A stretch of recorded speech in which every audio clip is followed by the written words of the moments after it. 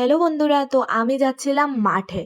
তো আমি মাঠে কেন যাচ্ছি তোমাদেরকে গিয়েই বলছি। তো আমার বাড়ি থেকে মাঠটা হচ্ছে ২ মিনিটের রাস্তা। তো আমার সাথে আমার ছোট্ট ভাইটাও যাচ্ছিল মাঠে। তো দেখো, ওই দেখো দেখতেই পাচ্ছ আমি কোথায় যাচ্ছি। আমি এখানেই যাচ্ছি। তো আমি এখানে এসে পড়েছি। তো দেখো এগুলি হচ্ছে মাটি। তো এগুলোকে কিন্তু অনেক নিচ থেকে কুড়িয়ে পেয়েছে। তো দেখো, অনেক গভীর পর্যন্ত এগুলোকে কুড়তে হয়। তারপরে এই মাটিগুলো পাওয়া যায়।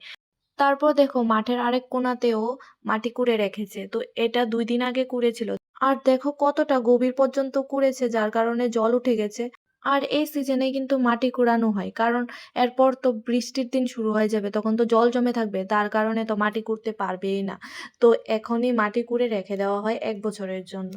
আর এই মাটিগুলো দিয়ে কিন্তু বিভিন্ন রকমের ঠাকুর বানানো হবে, আরো অনেক কিছুই বানানো হবে। তো তোমাদেরকে দেখাবো কি কি বানানো হয়। তো আজকের ভিডিওটা এতটুকু, সবাইকে বাই বাই।